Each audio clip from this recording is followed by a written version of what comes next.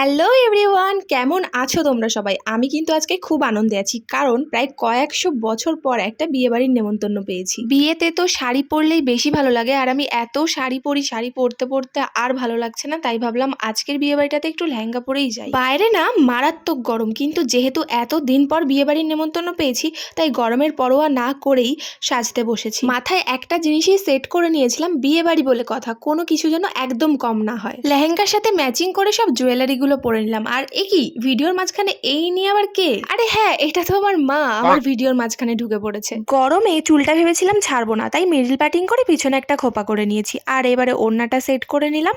তো চলো, বিয়ে বাড়ি যাওয়ার জন্য আমি একদম রেডি। সাজতে গুজতে এতটাই লেট করে ফেলেছি, বিয়ে বাড়িতে গিয়ে দেখি বউ বিয়েতে বসে পড়েছে। তারপরে আর কি, বউয়ের সাথে কথা বলা হলো না, কোনো রকম দেখে আমরা চলে গেলাম চিকেন পকোড়া খেতে। তারপর চলে গেলাম মেন কোর্সে, যেহেতু অনেক রাত হয়ে গেছে তাই আর বেশি ভিডিও করা হয়নি। তো চলো, ভিডিওটাই পর্যন্ত।